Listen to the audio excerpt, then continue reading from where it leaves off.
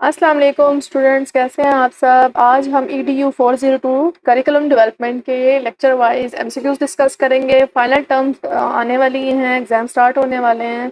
Hopefully आपके लिए ये सारे एमसीक्यूज की फाइल बहुत हेल्पफुल साबित होगी। तो लेक्चर वाइज हम एक्सप्लेनेशन इसकी स्टार्ट करते हैं एमसीक्यूज की। सबसे पहले हम स्टार्ट करेंगे लेसन नंबर 19 और उसका नाम है educational purpose and schools part 6। ठीक है जी, यहाँ पर आप देख सकते हैं कि हर एमसीक्यूज के मैंने लेसन वाइज यहाँ पे सीक्वेंस बताया हुआ है, साथ लेसन नंबर भी शो किया हुआ है, साथ नेम भी शो किया। इसका पर्पस क्या है? इसका पर्पस यहाँ पर ये है कि अव्वल तो ये जितने भी एमसीक्यूज हैं, मैं आपको बताती चलूँ, पिछले भी मैंने अपने प्रीवियस वीडियोस में भी बताया है कि ये सारे क्रॉस चेक हैं, वेरीफाइड हैं, इसमें कोई डाउट नहीं है। लेकिन फिर भी अगर आप किसी एमसीक्यूज की डिटेल देखना चाहते हैं कि ये एमसीक्यूज के बारे में मजीद कोई इन्फॉर्मेशन लेना चाहते हैं, या आपके माइंड में कोई कन्फ्यूजन आ जाती है, कोई क्वेश्चन भी आपके जहन में आ जाता है, तो इस लेसन नंबर का देने का फ़ायदा ये होगा आपको कि आप फ़ौरन से अपने हैंड आउट्स में लेसन नंबर 19 को ट्रेस करके वहाँ पर इसकी मज़ीद देख सकते हैं डिटेल। इस तरह आपका टाइम भी वेस्ट नहीं होगा और आपको एग्जैक्ट इन्फॉर्मेशन भी मिल जाएगी। क्योंकि वैसे तो हमारे पास मेगा फाइल्स वगैरह होती हैं काफ़ी सब्जेक्ट्स की, यानी कि अक्सर जगहों पे हमें अवेलेबल होती हैं बहुत से प्लेटफॉर्म पे। लेकिन अगर हमें किसी क्वेश्चन के बारे में कन्फ्यूजन हो जाए तो फिर हमें ये समझ नहीं आती कि अब हम इसको किस लेसन में इसको चेक करें, कहाँ से हम इसको एग्जैक्टली लोकेट कर लें। ठीक हो गया जी। तो लेसन नंबर 19 स्टार्ट करें हम, एजुकेशनल पर्पस एंड स्कूल्स 6। सबसे पहला क्वेश्चन है हमारे पास, what does CL stands for in the context of curriculum development. Curriculum development में जब वर्ड हम सुनते हैं, पढ़ते हैं सीएल, तो ये किसके लिए स्टैंड करता है जी? ये स्टैंड करता है कंटेम्प्रेरी लाइफ के लिए। कंटेम्प्रेरी लाइफ क्या होता है स्टूडेंट? जो वो लाइफ, वो एरा, वो टाइम जिसमें अभी हम रह रहे हैं, जिसमें से हम गुजर रहे हैं। ठीक है, जो वक्त अभी हम जिसमें से रह रहे हैं, जी रहे हैं जी। ठीक है, जिस तरह बच्चे अभी, अगर एक 5th क्लास का बच्चा है तो वो करिकुलम लिहाज से जो कुछ अभी मौजूदा साल में, मौजूदा टाइम में पढ़ रहा होगा, वो उसकी कंटेम्प्रेरी लाइफ होगी अकॉर्डिंग टू करिकुलम डेवलपमेंट के कॉन्टेक्स्ट में। ठीक हो गया जी। पॉइंट नंबर 2 है, for the analysis of CL यानी कि contemporary life, curriculum developers use material of dash variety type and different methods of investigation. यानी कि जब कंटेम्प्रेरी लाइफ का एनालिसिस होता है तो करिकुलम डेवलपमेंट जो मटेरियल यूज़ करते हैं वो किस वैरायटी का होता है और कौन से methods, different methods of investigation पर कंसिस्ट करता है। तो इसमें जो भी वो वैरायटी यूज़ करते हैं, यहाँ पर ऑप्शन करेक्ट है इसका डाइवर्स। यानी डाइवर्स का मतलब यहाँ पे ये है कि डिफरेंट वैरायटी का, यानी कि वाइड लेवल का, बहुत वसी लेवल का जो है वैरायटी इसमें इस्तेमाल की जाती है। यानी कि बहुत limited, short to the point नहीं होती। ठीक है, वेरी एडवांस लेवल की टेक्निकल नहीं होती, बल्कि डाइवर्स वैरायटी की यहाँ पर हम और डिफरेंट मेथड्स ऑफ इन्वेस्टिगेशन और मटेरियल इस्तेमाल होते हैं। क्वेश्चन नंबर 3 है जी, in the context of curriculum development what does SS stand for. SS stand करते हैं, बहुत क्लियर है इसका आंसर, सब्जेक्ट स्पेशलिस्ट के लिए। वो हजरात, वो माहिरीन हमारे जो होते हैं हमारे पास, जो कि सब्जेक्ट में स्पेशलिस्ट होते हैं, तो उनके लिए टर्म्स इस्तेमाल होती है एसएस। ठीक है, जो कि अक्सर हमारे लिए कॉन्टेक्स्ट राइटिंग, टेक्स्ट राइटिंग का भी काम करते हैं ना, स्कूल लेवल में और उसमें निसाब वगैरह की लिखाई में। पॉइंट नंबर 4 है, John is curriculum developer studying a community to collect data related to the school as a whole. He wants to provide additional information about the community of teachers, for teachers, groups and students. What level of analysis is John conducting? अच्छा जी, John जो है, क्योंकि यहाँ पे आप देख सकते हैं कम्युनिटी के वर्ड्स हमारे पास बार बार रिपीट हो रहे हैं। कम्युनिटी के लेवल पे वो काम कर रहे हैं, कम्युनिटी के लेवल पे वो इन्फॉर्मेशन इकट्ठी कर रहे हैं, कम्युनिटी के लेवल पे वो सारा एनालिसिस कर रहे हैं। तो इसलिए जो आंसर है वो होगा कम्युनिटी वाइड। क्योंकि यहाँ पर कहीं भी आपके पास नेशनल लेवल के काम का या फिर एरिया लेवल का या सोसाइटी लेवल की वर्डिंग नहीं आई, तो ये कौन सा लेवल है? कम्युनिटी वाइड एनालिसिस हो रहा है। पॉइंट नंबर 5 है स्टूडेंट्स हमारे पास, subject specialist SSs are commonly use source of objectives and often dash to plan for studies for schools. क्या काम करते हैं हमारे स्कूल्स के लिए एसेस? हमारे लिए नॉवेल्स लिखते हैं, हमारे लिए बिल्डिंग डिज़ाइन करते हैं, हमारे टेक्स्ट बुक्स लिखते हैं, या हमारे लिए एक्सपेरिमेंट्स करते हैं। मैंने पहले भी बताया था, दोबारा बता रही हूँ कि इसका एग्जैक्ट आंसर है राइट टेक्स्ट बुक। तो जो हमारे पास निसाब की बुक्स आती हैं ना, जैसे नीचे जूनियर लेवल से लेकर सीनियर लेवल तक, मिडिल लेवल में, एलिमेंट्री और हाई लेवल में जो बुक्स होती हैं, उस पर आप पहले पेज पे देखें तो एसएस वगैरह के सब्जेक्ट स्पेशलिस्ट के नेम होते हैं। जैसे इंग्लिश की बुक्स होगी, उर्दू की, इस्लामियात, किसी भी सब्जेक्ट की हो गई, तो ये हमारे लिए क्या लिखते हैं? हमारे टेक्स्ट बुक्स राइटर होते हैं, क्योंकि उनको अपने सब्जेक्ट में कमांड होती है। What is one common criticism of the objectives proposed by subject specialist. अच्छा जी, सब्जेक्ट स्पेशलिस्ट जब हमारे लिए ऑब्जेक्टिव्स तजवीज़ करते हैं हमारी निसाबी किताबों में, तो उसमें सबसे ज़्यादा जो उन पर क्रिटिसिज्म होता है आमतौर पर वो क्या है, वो ये है कि उनके जो होते हैं ऑब्जेक्टिव होते हैं वो टू स्पेशलाइज्ड होते हैं। ठीक है, option number C is correct. Too specialized का मतलब ये होता है कि क्योंकि उनका खुद भी सब्जेक्ट पे कमांड होता है तो स्पेशल लेवल का वो काम कर रहे होते हैं, मतलब हायर लेवल पे, तो उनके जो ऑब्जेक्टिव्स होते हैं वो बहुत स्पेशलाइज्ड होते हैं। ये क्रिटिसिज्म होता है कि भाई उनको मजीद थोड़ा जनरल होना चाहिए, जितना वो जनरल, छोटे बच्चों के लिए तो मजीद मजीद मजीद जनरल होना चाहिए ना, जनरल जितना होगा तो उतनी ब्रॉड, इतना वसी लेवल का हो जाएगा। और स्पेशलाइज जब होते हैं तो उतना ही उन बच्चों को उनके ऑब्जेक्टिव को गेन करना और उन पर अबूर हासिल करना मुश्किल हो जाता है। तो ये क्रिटिसिज्म इन पर बहुत कॉमनली होता है। What can SS contribute to the education of young students who are not going to the specialist in their field. क्या कंट्रीब्यूशन हो सकती है ऐसे बच्चों के लिए जो कि अपनी फील्ड में स्पेशलिस्ट नहीं बनना चाहते, नहीं हो रहे, बल्कि जनरली उस इल्म को हासिल कर रहे हैं। Broad understanding of the subject field, यानी उस सब्जेक्ट फील्ड की उनको ब्रॉड अंडरस्टैंडिंग दी जाए, जनरल अंडरस्टैंडिंग दी जाए। ज़रूरी नहीं कि उनको बहुत टेक्निकल चीज़ें पढ़ाई जाएँ, बहुत एक्सपर्ट लेवल की पढ़ाई जाए, ब्रॉड लेवल की, कॉमन लेवल की पढ़ा दी जाए। Educational report by subject specialist often suggest objectives and outline the understanding of the field, subject field itself, as well as ways it can be used for education. इसमें ये वाले सारे option जो हैं आपको कंफ्यूज करने के लिए, करेक्ट आंसर यहाँ पर एजुकेशन का है, क्योंकि जो एजुकेशनल रिपोर्ट्स जो होती हैं, जो एसएस बनाते हैं ना, जिसमें वो ऑब्जेक्टिव्स को सजेस्ट करते हैं और उन सारे सब्जेक्ट की फील्ड की आउटलाइन बनाते हैं, तो ये किस लिए यूज़ हो सकते हैं? एजुकेशन के लिए सिर्फ यूज़ हो सकते हैं। उन ऑब्जेक्टिव्स का बिजनेस से, एजुकेशन से, बिजनेस से या एंटरटेनमेंट से या इंसान की पर्सनल ग्रोथ से कोई ताल्लुक नहीं होता।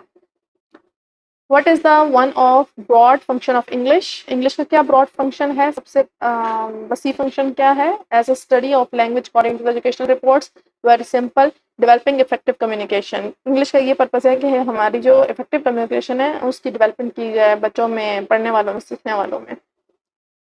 Number 10. Education as a study, English as a study of language can aid in the clarification of thought by helping students to assess their understanding of ideas and translate them operationally. Option 20 का correct है, ठीक है, क्योंकि वो एक तो वो understand कर लें इंग्लिश के मीडियम, इसलिए इन बच्चों को होना चाहिए इंग्लिश में बेहतर होना चाहिए कि एक तो वो अपने आइडियाज़ को जो है अंडरस्टैंड कर लें इजीली अगर उनके सामने बात हो रही है, और उसके अलावा वो उनको ट्रांसलेट भी कर लें तरीके से, ठीक है, मतलब जो प्रॉपर तरीका है, ऑपरेशनल तरीका है।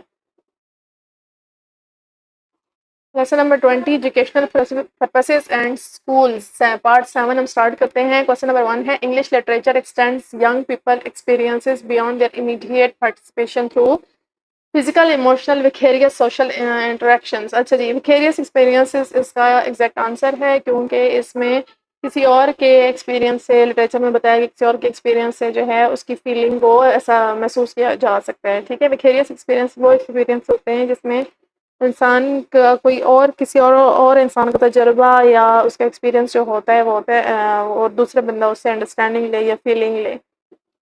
Personal exploration in English literature refers to exploring life beyond one's capabilities. Option A is correct, क्योंकि पर्सनल एक्सप्लोरेशन में एक लाइफ को कैसे एक्सप्लोर किया जाता है कि एक इंसान जो है प्रैक्टिकली उस जगह पे ना जा सके, उस किसी काम को कर ना सके, उसकी इतनी कैपेबिलिटी ना हो किसी फॉल्ट की वजह से, यहाँ पर सहूलियात मैसर ना होने की वजह से। ठीक है, तो पर्सनल एक्सप्लोरेशन इंग्लिश लिटरेचर में इस जुमरे में आती है। English as literature develops reading interest and habits, encouraging learners to read in English. Science contributes to health improvement by understanding the spread of diseases and taking dash measures for protection, precautionary measures। जी, इसके अगर SLOs या हमारे curriculum design में science के SLOs वगैरह जो बनते हैं तो ऑब्जेक्टिव वगैरह होते हैं, तो साइंस की कंट्रीब्यूशन इस उसमें अहाते में है कि भाई जो डिसीजेज हैं उनके प्रिकॉशंस के मेथड्स को डेवलप किया जाए, बनाया जाए, प्रयास किया जाए। Question number 5. John is fascinated by learning about the efficient use of resources and energy transformation in science. Which contribution of science is John showing an interest in? क्योंकि efficient use of resources and energy और की बात हो रही है, तो conservation and wise use of natural resources he correct answer है। Science as a subject contributes to various major areas of human relation, which of the following is not one of the areas mentioned in the report. जी बाकी सारे mentioned हैं लेकिन psychological relation इसमें mention नहीं है। Science can help students to develop a wide range of personal interest and provide them with dash satisfaction, aesthetic satisfactions। इसका ये एक ऑब्जेक्टिव है साइंस की टीचिंग में, क्योंकि बच्चे एस्थेटिक सेटिस्फेक्शन को अचीव कर सकें।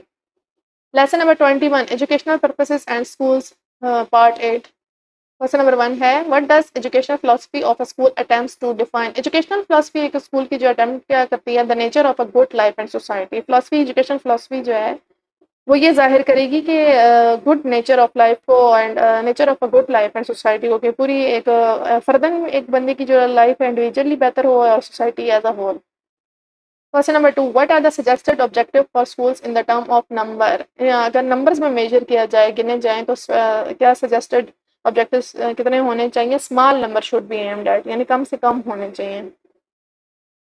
Question number 3 how can schools eliminate unimportant and inconsistent objective from their collection of objective। जितने भी objective है उसमें से elimination किस तरह बेस की जाए। Number A through studies of learners CL and CSS reports। इन तीनों को मद्देनजर रखते हुए इन तीनों की हेल्प से एलिमिनेशन की जाती है ऑब्जेक्टिव्स की, अननेसेसरी जो ऑब्जेक्टिव्स होते हैं स्कूल की फिलोसफी में स्कूल की रनिंग में। Question number 4 educational philosophy aims to define the nature of good life and society by outlining values considered essential to a satisfying and effective life। ठीक है जी।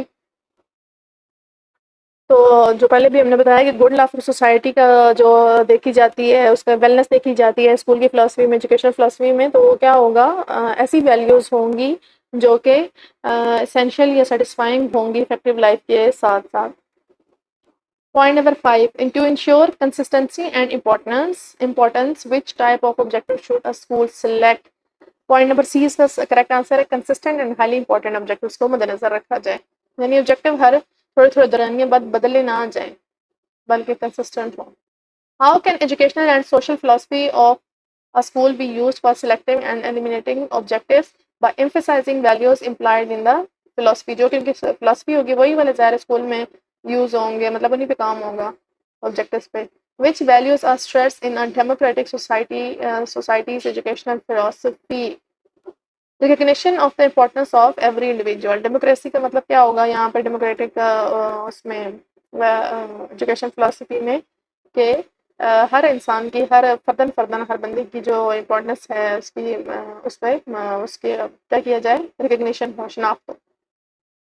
Point number 8 according to the school philosophy which value should be eliminated from the proposed objective। number D option correct है skills practice और habits leading to material rewards. इसमें क्योंकि इन्होंने ज़्यादातर जो इस फिलोसफी के रेफरेंस में बता रही हूँ कि इसमें ज़्यादातर जो वैल्यू उन्होंने दी है वो spiritual values and self discipline को दी है, जो यहाँ पे ऑप्शन सी में यहाँ पे बताया भी हुआ है। और इस चीज़ को उन्होंने ज़्यादातर मतलब ये कहा कि इन पर कम से कम तवज्जो दी जाए मटेरियल वर्ल्ड से रिलेटेड चीज़ों को। Point number 9 what kind of objectives will a school emphasize if it aims to enable children to change society। point number C is correct। Objectives related to critical analysis and problem solving. जितना बच्चे जो है बच्चों में ability होगी critical analysis और problem solving skills उनके अंदर डेवलप होंगी तो इतना ही वो अपनी सोसाइटी को चेंज करेंगे, क्योंकि वो इर्द गिर्द क्रिटिकली जायजा लेंगे और हर जो उनके इर्द गिर्द प्रॉब्लम होंगी उनको क्रिटिकल एनालिसिस के थ्रू सॉल्व करने की कोशिश करेंगे।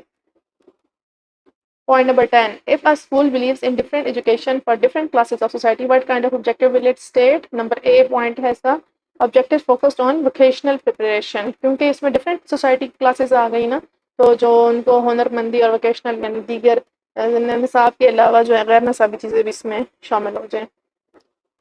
How should public school education be aimed according to the school philosophy. Point number B personally and socially significant objectives.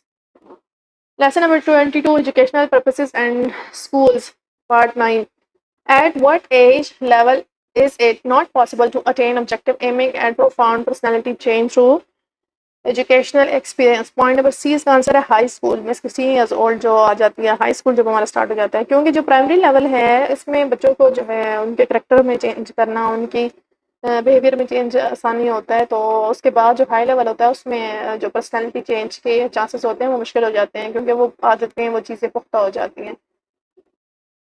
Question 2, in grade placement GP, what does psychology of learning help with? Understanding the length of time and age level for efficient effort in achieving educational objective. ये दोनों point जो हैं grade placement की psychology के साथ बहुत ज़्यादा क्या है, इनका ताल्लुक है, रिलेशन है. What does psychology of learning suggest regarding learning operations in mathematics? All of the above. ये तीनों पॉइंट जो हैं कि कंसिस्टेंसी होनी चाहिए मैथमेटिक्स के हवाले से जब SLOs वगैरह होते हैं ना, और इंटीग्रेटेड होना चाहिए उनको, रीफोर्स होने चाहिए, पॉजिटिव एटीट्यूड टुवर्ड्स मैथमेटिक्स. तो ये ऑल ऑफ द अबव इसका आंसर आएगा option D. Point number 4, how should objective be stated to guide the teaching learning processes effectively as generalized patterns of behavior? What should be characteristic of objective when preparing a single list of educational objective? क्या चीज़ को मद्देनजर रखनी चाहिए? Few and highly important educational objective को preference देनी चाहिए. What do consistent and highly important objectives help in selecting appropriate learning experience? जितने consistent होंगे और important होंगे objectives, उतना ही जो लर्निंग एक्सपीरियंस है ना उसको सिलेक्ट करने में आसानी होगी कि भाई ये जो ऑब्जेक्टिव है इससे क्या आउटपुट मिलेगी बच्चों के बिहेवियर में, ये जो है उससे बच्चे क्या लर्निंग एक्सपीरियंस हासिल करेंगे, क्या लर्निंग उनकी होगी. लेसन नंबर 23 स्टार्ट करते हैं, बेस ऑफ स्टेटिंग ऑब्जेक्टिव्स. अब यहाँ पर जो ज़्यादातर बात है, जो ज़्यादातर कॉन्टेक्स्ट है वो ये है कि जितने भी ऑब्जेक्टिव्स हैं उनको स्टेट करने के कितने तरीके हैं, ठीक है, किस किस तरह से उनको स्टेट किया जा सकता है, बयान किया जा सकता है. पॉइंट नंबर 1 है जी, what is the main drawback of stating objectives as generalized pattern of behaviour. अगर हम ऑब्जेक्टिव्स को इस तरह बयान करें कि generalized pattern of behaviour show करें, उसमें से मतलब उस चीज़ को मद्देनजर रखते हुए, तो क्या इसमें सबसे ज़्यादा कमी क्या होती है. Point number 2, failure to identify the area of life in which the behaviour apply. तो ये पता नहीं चलता कि ये जो बच्चे जो लर्निंग एक्सपीरियंस करेंगे वो किस तरह उनके अंदर वो रवैया पैदा करेगा, जो रवैया पैदा करेगा, मतलब जो कुछ वो लर्निंग एक्सपीरियंस करेंगे और उसके नतीजे में उनके अंदर एक बिहेवियर पैदा होगा, चेंज आएगा, वो जिंदगी के किस एरिया में वो इस्तेमाल करने को सीखेंगे, इसकी शनाख्त करेंगे. जब बहुत ज़्यादा जनरलाइज ऑब्जेक्टिव, जनरलाइज पैटर्न, ये ऑब्जेक्टिव जो है बयान किए जाते हैं, ठीक है, इससे ये ड्रॉबैक आ जाता है. Which point number 2 है, which form of stating objectives is considered the most useful in guiding curriculum development and teaching procedures? Point number C is correct. Objectives with intended behavior and area of application. How do well stated objectives with intended behavior and area of application benefit curriculum developer by providing clear guidance for developing teaching plan? जाहिर है जितने SLOs यानी जो हमारी output है बच्चों से, उसके ऑब्जेक्टिव्स जो हैं जो प्लान किए जा रहे हैं कुछ करिकुलम पढ़ाने के लिए, करिकुलम डिज़ाइन किया जा रहा है, वो जितना क्लियर होगा तो उतने ही आगे से टीचिंग जो प्लान है उनको बनाना क्लियर होगा, आसान होगा. What aspect of objective is lacking when they are stated as topics or concepts? Number 1, behavioral aspect. ये जो है इनकी तरफ इतनी तवज्जो नहीं हो जाती, बाकी हर चीज़ कंटेंट, करिकुलम और सब ऑब्जेक्टिव वगैरह तो होते हैं, उसके आ जाते हैं, इंपॉर्टेंस उनको मिल जाती है, लेकिन बिहेवियर वगैरह पे इतनी इंपॉर्टेंस नहीं रहती.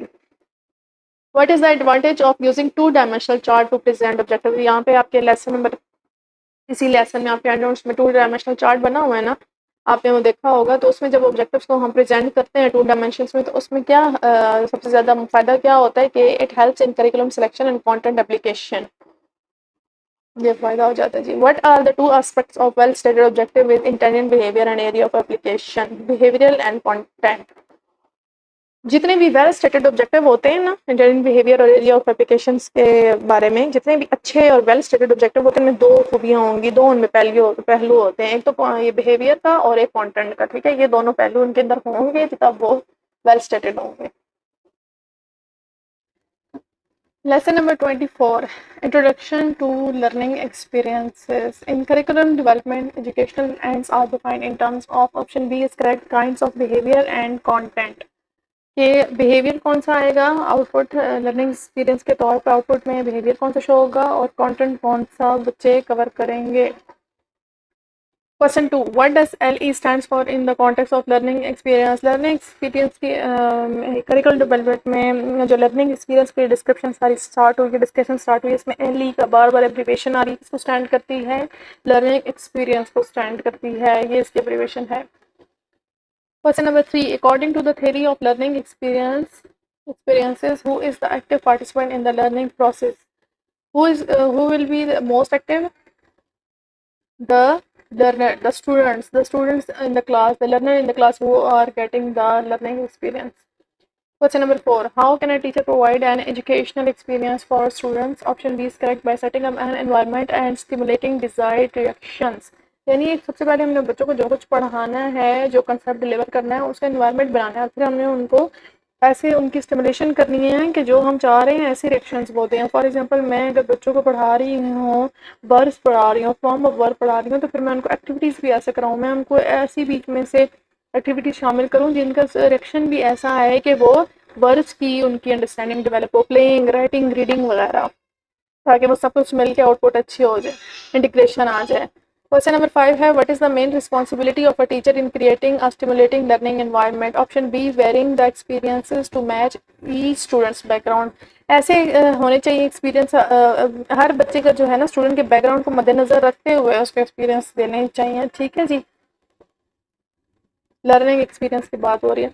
Option 6, question 6, in the context of diverse students what responsibility does a teacher have in setting up a learning situation? अगर हमारी क्लास में बच्चे डाइवर्स होते हैं, डिफरेंट होते हैं, तरह तरह के उनके लेवल्स होते हैं, तो उसमें क्या होगा, एक लर्निंग सिचुएशन अगर टीचर बनाता है तो उसमें क्या ज़रूरी है, to provide varied experience for each student. हर स्टूडेंट्स के लिए ऐसे मौके सीखने के दिए जाएँ कि मुख्तलिफ मौके हों, मतलब कि पूरी क्लास पे एक ही तरीके इम्पोज नहीं किया जाएगा. एक चीज़ है तो राइटिंग के थ्रू उन्होंने सीख ली, रीडिंग भी हो, राइटिंग भी हो, उसमें ओरल कम्युनिकेशन की भी एक्टिविटी हो, और हर बच्चे के लिए डिफरेंट वैरायटी हो, कि वो, क्योंकि हर बच्चे डिफरेंट अंदाज से सीखते हैं. What is the main issue in selecting learning experiences? अच्छा जी, हम लर्निंग एक्सपीरियंस को जब हम सेलेक्ट करते हैं तो उसमें क्या इशू आता है? Setting up situation to provoke desired reaction. हम एल ई तो सिलेक्ट कर लेते हैं, लर्निंग एक्सपीरियंस सेलेक्ट कर लेते हैं, उसे गोल्स में मुतय्यन कर लेते हैं, लेकिन हम जब वो सिचुएशन बनाते हैं जिसके ज़रिए से बच्चे ऐसा आउटकम दें, ऐसा आउटपुट दें कि वो जल्द जल्द उसको लर्न कर लें, सीख लें, समझ कर लें, तो वो सिचुएशन बनाना टीचर्स के लिए प्लान करना थोड़ा मुश्किल हो जाता है. What does the interaction of students with their environment imply in the theory of learning experience? Students react actively to the features of their environment. ठीक हो गया जी. लेसन नंबर 25 स्टार्ट करते हैं, प्रिंसिपल्स ऑफ लर्निंग एक्सपीरियंस. इसमें अब जो जितनी भी बहस होगी वो होगी असूलों पर जो कि लर्निंग एक्सपीरियंस के हैं, लेकिन किन असूलों के मुताबिक ये लर्निंग एक्सपीरियंस को क्लास में लागू किया जा सकता है. What is the main principle for selecting learning experience? Option D, all. Opportunity to practice होनी चाहिए, लर्निंग एक्सपीरियंस में सेटिस्फाइंग होना चाहिए बच्चों के लिए, desired reaction and range of possibilities होनी. ये तीनों आइटम्स इसके बहुत अहम पहलू हैं, मतलब ये तीनों इसके असूल हैं कि लर्निंग एक्सपीरियंस में ऐसा हो कि जो इन तीनों असूल के मुताबिक हो. ठीक है जी. What does LE stands for in the context of learning experience? की learning experience पे stand करता है, ऑप्शन डी है. Which principle of learning experience emphasize that students should be given the chance to practice desired behavior? Option A, principle 1, opportunity to practice. Opportunity to practice का मतलब ये है कि अगर मैं बच्चे को रीडिंग पढ़ा रही हूँ और मैं चाहती हूँ कि उनकी वोकैबुलरी इंक्रीज हो, तो मैं उनको ऐसा माहौल दूँ, ऐसा मौका दूँ, ऐसा कॉन्टेक्स्ट दूँ रीडिंग का, मुख्तलिफ बुक्स दूँ कि उनकी वो अपनी रीडिंग की जो स्किल है उसको कर सकें, प्रैक्टिस कर सकें. ठीक है, यानी कि सिर्फ हमने खाली खुली रीडिंग नहीं करके बता देनी किसी भी चीज़ के, कोई भी कंसेप्ट हम पढ़ा रहे हैं, चाहे वो साइंस का हो, दीनियात का हो, क्या उसकी वो उसको प्रैक्टिस कर सकें. अगर सच की अहमियत पढ़ा रहे हैं तो सच की अहमियत तो प्रैक्टिस कर सकें, उसको सच बोलने पे टीचर जो है डंडे नहीं लगाने लग जाए अगर वो सच की अफादियत और अहमियत पढ़ा रहे हैं, बल्कि अगर वो सच बोलता है कि मैंने इसलिए छुट्टी की कि मेरा आने का दिल नहीं था, या मेरे पेरेंट्स मुझे साथ लेके जा रहे थे, तो उसको उसमें क्लास को उस चीज़ को बारे में अप्रिशिएट करके उस पहलू से बाकी बच्चों को भी बताया जाए कि इस पहलू की ये अहमियत है. What should LE enable students to gain while learning the desired behavior? Option C is correct, satisfaction. अब gain यहाँ पर मैंने इसलिए हाईलाइट किया है कि यहाँ पर मिलते जुलते अल्फाज तो बहुत अब LE के स्टेटमेंट्स के साथ देखेंगे, लेकिन स्टूडेंट्स क्या गेन करें? सबसे पहले सेटिस्फेक्शन. लर्निंग एक्सपीरियंस ऐसा हो कि जिसकी वजह से सिर्फ उनका इल्मी और अदबी ज़ौक़ या इल्म ना बढ़ रहा हो, बल्कि उन बच्चों को असूली तौर पर सेटिस्फेक्शन फील हो. देखें, बच्चे को क्या पता कि अलजबरा क्या है, और तीसरी क्लास के बच्चे को या 5वीं क्लास के बच्चे को हम ऐसे कंसेप्ट पढ़ा रहे हैं, पहाड़े पढ़ा रहे हैं, या टेबल्स उनको रटे लगवा रहे हैं, या फिर उनको साइंस के स्केचेस वगैरह करवा रहे हैं, मुश्किल चीज़ों के, तो उन्हें क्या पता कि क्या हड्डियाँ, क्या जिस्म, क्या ठोस, क्या माया. तो बच्चों को सेटिस्फेक्शन मिलेगी। बच्चों को जब उसमें अगर वो बच्चे कलरिंग सीख रहे हैं और सेटिस्फाई होंगे तो वो मज़ीद उसमें इंटरेस्ट लेंगे ना। बच्चों को अगर साइंस पढ़ाई जा रही है, उनको बताया जाएगा कि आपको आँखें हैं तो आपको आँखों में ये फ़ायदे हैं, अगर आपकी आँखें नहीं होंगी तो ये नहीं होगा, आपकी आँखें ऐसे-ऐसे बनी हैं। तो फिर उनको जब वो उसके अंदर तजस्सुस होता है बच्चों में, जब वो सेटिस्फेक्शन उनकी पूरी होगी, उनकी क्यूरियोसिटी को हम क्वेंच करेंगे, उनको पूरा करेंगे, समझ आएगी बच्चों को, वो सेटिस्फाई होंगे, उनको पढ़ के मज़ा आएगा, इंटरेस्ट लेंगे, तब उनका LE डिज़ायर्ड बिहेवियर उनका वो होगा, लर्निंग जो है कंप्लीट होगी। ठीक है जी। तो लर्निंग एक्सपीरियंस इस तरह का होना चाहिए। Point number 5, according to the principal, teacher must begin where the student is. What should the desired action in LE be based on student current attainment?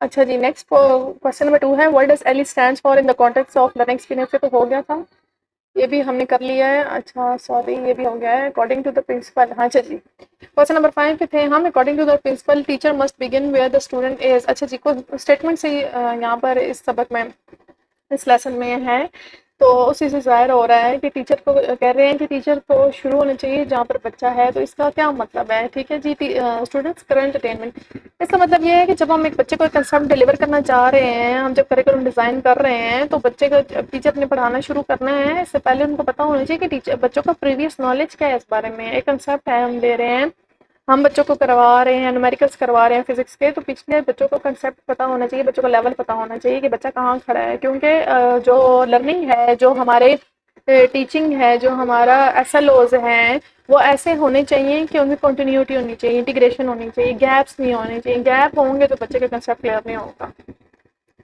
How many LE are usually needed to attain one objective, कितने होने चाहिए जी LE? Many होने चाहिए। अच्छा जी, अब यहाँ पर मैंने, मुझसे रहा नहीं गया और मैंने आपके जो हैंडआउट्स हैं उसमें से एक इम्पॉर्टेंट एक लाइन थी, और ये अक्सर बहुत ज़्यादा आती भी ऑब्जेक्टिव में, रिपीटेडली आती है। तो इसमें मैंने यहाँ पे हाईलाइट कर दी है, पेज 122 जब आप देखेंगे आप अपने हैंडआउट्स का, उसमें ये है, many learning experience can be use to attain particular objective, यानी कि बहुत से लर्निंग एक्सपीरियंस को इस्तेमाल किया जा सकता है एक ही ऑब्जेक्टिव को हासिल करने के लिए। एक ही ऑब्जेक्टिव के लिए बहुत से लर्निंग एक्सपीरियंस हम क्लास में बच्चों को करा सकते हैं। इसके अलावा अब उसकी मिलती जुलती एक और लाइन भी यहाँ पर रिपीट होगी इससे अगले एक दो लेसन्स में, कि एक ही लर्निंग एक्सपीरियंस से बहुत से ऑब्जेक्टिव हासिल कर सकते हैं। ठीक है, इस लाइनों को बहुत गौर से समझें। यहाँ पर आपके नोट्स में है कि अगर इस तरह का ऑब्जेक्टिव आ जाता है कि एक ही ऑब्जेक्टिव के लिए बहुत से लर्निंग एक्सपीरियंस भी हो सकते हैं, और एक ही लर्निंग एक्सपीरियंस को इस्तेमाल करते हुए बहुत से ऑब्जेक्टिव्स हासिल कर सकते हैं। फॉर एग्जांपल, इसको समझाने के लिए मैं आपको मिसाल देती हूँ कि अगर हम बच्चों को पढ़ा रहे हैं 1+1=2, ठीक है, तो उससे बच्चे मुसलसल इसी प्लस का 1+1 को समझ करना, इसी कंसेप्ट को समझ के बच्चे बेतहाशा नीचे नंबर्स को प्लस कर सकते हैं। ठीक है, बहुत से ऑब्जेक्टिव आपके, ये एक ही ऑब्जेक्टिव का था ना ये, लेकिन लर्निंग एक्सपीरियंस एक भी आपने प्लस करना सिखाया और उससे ऑब्जेक्टिव आपका हो गया।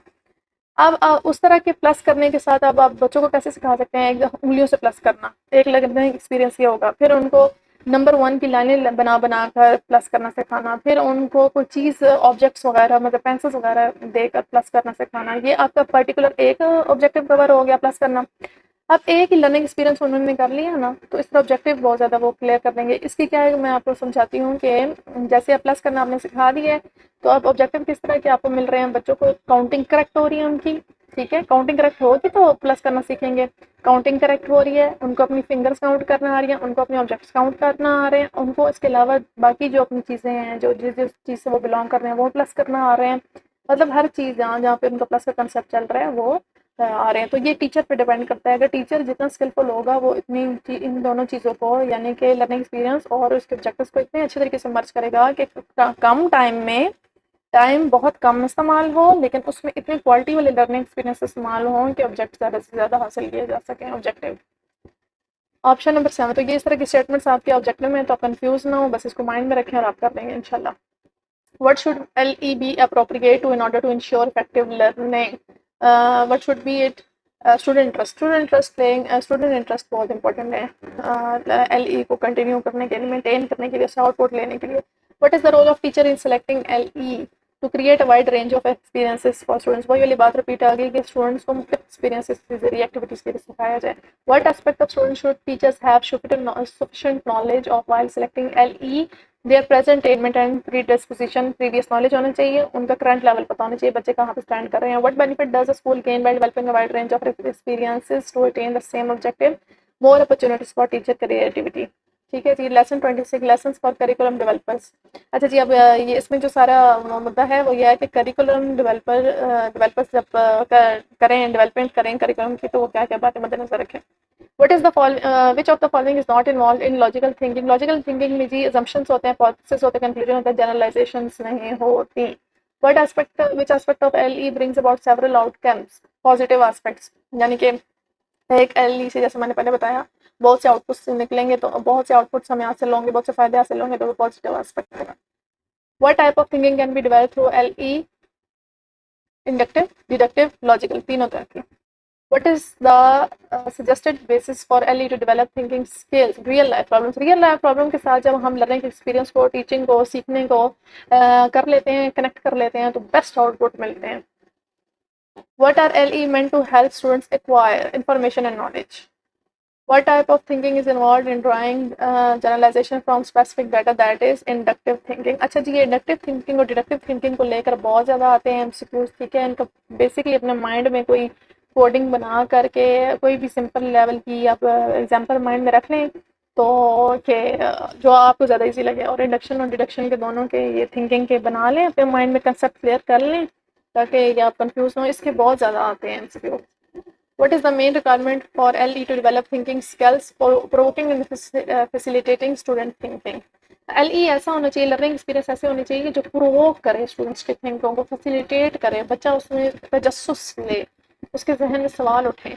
What does information serve in the context of LE? A useful and helpful tool. Information क्या है? यूजफुल और हेल्पफुल टूल है जिसके जरिए से बच्चे मजीद अगली इंफॉर्मेशन को हासिल करते हुए मरबूत करते हैं अपने जहन में। ठीक है जी। What should LEs for acquiring information be based on real life situation and problems? Learning experience ऐसे होनी चाहिए जो हम रियल लाइफ से उनको सिखाएं। फॉर एग्जांपल ट्रायंगल अगर हम सिखा रहे हैं तो ट्रायंगल सिखाने के लिए बहुत दूर ना चले जाएं, बच्चों को हम बताते रहें कि फलां ने मुसल्लस बनाई थी और फलां ने ऐसे किया, फलां ने ऐसे किया। अब किसी ने, बहुत से बच्चे ऐसे हैं कि जिन्होंने हरामे मिस्र नहीं देखे होंगे, अक्सर बुक्स में इनकी तस्वीरें ज़्यादा, तो बच्चों को हम सिखाएं समोसा जो होता है ट्रायंगल शेप का होता है, समोसा ऐसी चीज़ है जो हर बच्चे की पहुंच में होगा, उसमें देखा होगा। तो जितना मतलब रियल लाइफ एग्जांपल्स होंगी, उनकी सिचुएशंस होंगी, ना हम जल्दी पिक कर लेंगे इन्फॉर्मेशन को। Number 10, information is in itself is of no value as an end. ये भी बहुत आता है, ये आपके चैप्टर की सबसे लास्ट लाइन है और अक्सर आती है, तो इसमें सिंपल जो आंसर है वो एंड है।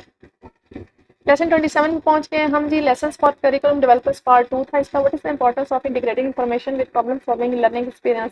Lessons chance of getting important information. जब आप अपनी इंफॉर्मेशन को जो आपके जहन में है उसको प्रॉब्लम सॉल्विंग के साथ इंटीग्रेट कर लेंगे, तो ये चांसेस बहुत कम रह जाएंगे, ख़त्म हो जाएंगे या कम रह जाएंगे कि आप अहम इंफॉर्मेशन को भूल जाएं। लेकिन अगर आप सिर्फ रटा लगाएंगे और अपने जहन को उसके साथ, उसकी प्रॉब्लम सॉल्विंग स्किल्स के साथ, क्रिटिकल थिंकिंग के साथ अपनी इंफॉर्मेशन को लिंक नहीं करेंगे, तो बस वो रट्टा होगा, वो भूल जाएगा।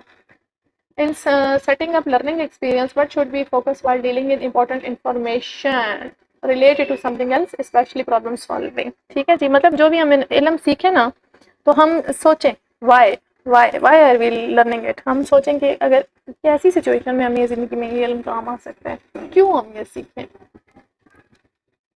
किस तरह हम इससे फैसिलिटेट हो सकते हैं, उसके साथ हम लिंक कर लें अपनी इंफॉर्मेशन को, तो भूलेंगे ही नहीं फिर बाद इंशाल्लाह। Which type of learning experiences are helpful for developing social attitude? All of the above. Social studies, literature, physical education, all of the above. What is an attitude in the context of learning experience? Important MCQs है। Option number C, a strong influence on behavior and value. ऐसी हमारा attitude एक ऐसा आप कहें कि influence करता है हमारी बिहेवियर को, वैल्यू को। ठीक है, टेंडेंसी होती है हमारे अंदर। How do attitude develop in students? Option D, all. ये डिटेल में इसकी। What is the significance of creating consistent schools and community environment in setting learning experiences? Number C, it can encourage students to behave in a desired way. What do interests tend to determine in individuals the type of personality they have. What should be ensured while defining learning experience to develop interest? Option C is correct, align with the student's age and stage of development. यानी कि बच्चों की as, बच्चों का जो mental level है उसके according होनी चाहिए learning experience. What can interests do in term of behavior? They focus behavior in specific direction. Interest के अकॉर्डिंग ही हम अपने बिहेवियर को रखते हैं. जैसे हमारा इंटरेस्ट होता है वैसे ही हमारा बिहेवियर शो होता रहता है. उसी तरफ हम चलते चलते हैं जिस तरफ हमारा इंटरेस्ट होता है. Where does satisfaction generally comes from? Social approval, meeting aspirations, satisfying physical need, all. Lesson 28. LES organization. Which of the following is not a part of organizing learning experiences effectively? C. Student interest. 3 इसके हैं component: units, course and programs. How does sequence in curriculum organization differ from continuity? It builds upon previous learning experience. ठीक है, sequence और continuity का difference ये है कि sequence जो होता है वो प्रीवियस लर्निंग ब्लॉक पे आगे बिल्डिंग बनाता जाता है. ठीक है, प्रीवियस लर्निंग ब्लॉक होगा, फिर अगला होगा, फिर अगला. इस सीक्वेंस से हम कॉन्सेप्ट से चैप्टर्स होते हैं. अच्छा जी. How does continuity in curriculum organization manifests? A seamless flow of curricular elements from grade to grade. ठीक है, जैसे 1 क्लास में होंगे 10 चैप्टर मुख्तलिफ कॉन्सेप्ट्स के, तो अगले लेवल में जो होंगे नेक्स्ट क्लास में वो नेक्स्ट क्लास या नेक्स्ट ग्रेड में जो होंगे वो उनकी मजीद एक्सप्लेनेशन होगी. इस तरह करते करते जो अगले 5, 6, 7 जितने भी ग्रेड्स होंगे वो उनको मजीद एक्सप्लेन करते हुए जाते कॉन्सेप्ट्स को, मतलब स्टेप टू स्टेप एक्सप्लेन करते हुए जाएंगे. What does the criterion of sequence in curriculum organization require? Increasing the depth and breadth of concepts. Sequence में concepts में मजीद depth और मजीद breadth बढ़ती जाती है. What does integration in curriculum organization ensure? Horizontal relationship. ठीक है, horizontal relationship का ताल्लुक किससे है? इंटीग्रेशन से. याद रखें, इंटीग्रेशन से ताल्लुक किसका है, कौन से रिलेशनशिप में? हॉरिजॉन्टल में. How does integration in curriculum organization benefit students? By unifying behavior and providing a holistic view. What are the elements of curriculum that serves as organizing threads? ये important है.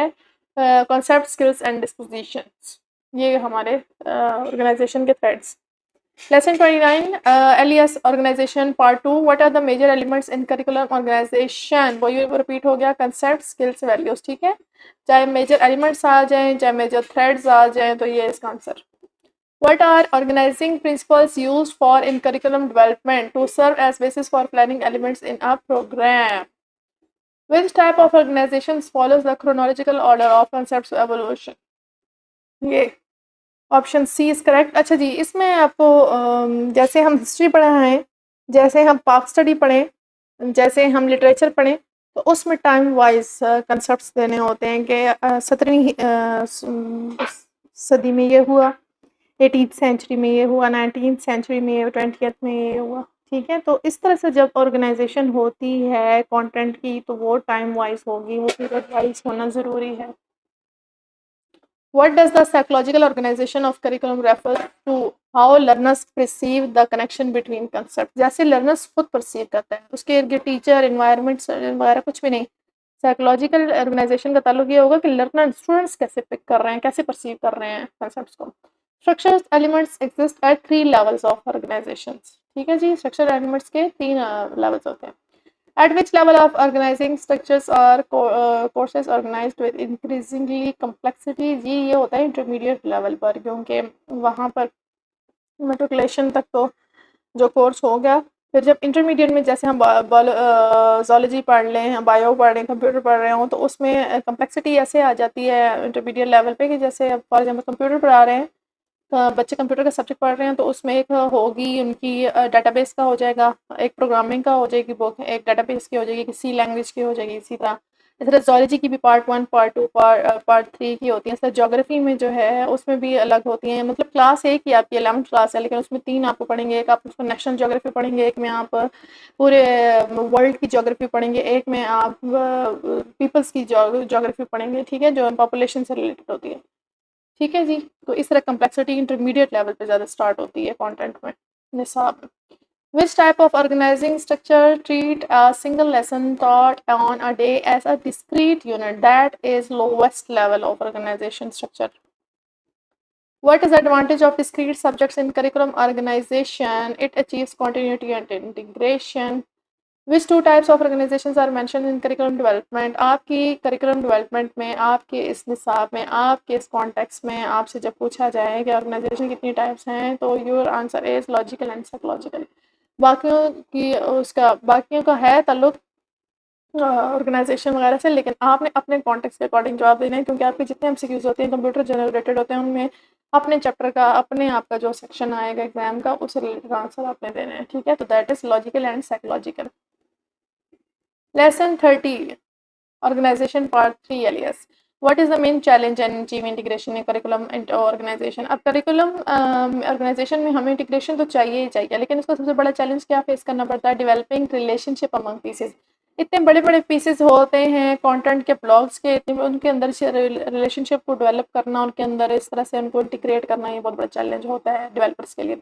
Why is achieving integration difficult in elementary school with many subject? Large number of organising pieces की वजह से। Which type of structural organization provides advantage over specific units? Larger blocks of time. Larger blocks of time से क्या होता है? Advantage हो जाता है स्पेसिफिक यूनिट्स की निस्बत, क्योंकि बड़े बड़े ब्लॉक्स होते हैं तो उनको आपस में arrangement easy. What is suggestion to enhance integration in curricular organization? Utilize broad grouping like broad fields. What type of competencies are required among teachers in larger structural organization? Number 1 varied. ठीक है, teacher के मुख्तलिफ होनी चाहिए competency. ठीक है, अच्छा जी, यहाँ पर आपका लेसन नंबर 30 तक आपके एमसीक्यूज तमाम हुए। इंशाल्लाह मैं जल्द ही हम अपलोड करेंगे 31 टू 45 चैप्टर के एमसीक्यूज भी edu402 के। तो अल्लाह ताला आपको इस जहान की और उस जहान की आफियत अता फरमाए और आपको कामयाब फरमाए। मेहनत करें, मेहनत करने के बाद ही रिज़ल्ट का आना मज़ा करता है, और अल्लाह पाक आप सबको कामयाब फरमाए। ठीक है जी, होपफुली आपको समझ आ रही होगी। फिर भी कोई कन्फ्यूजन हो, कोई क्वेश्चन हो, तो more than welcome in comment section. अल्लाह हाफ़िज़।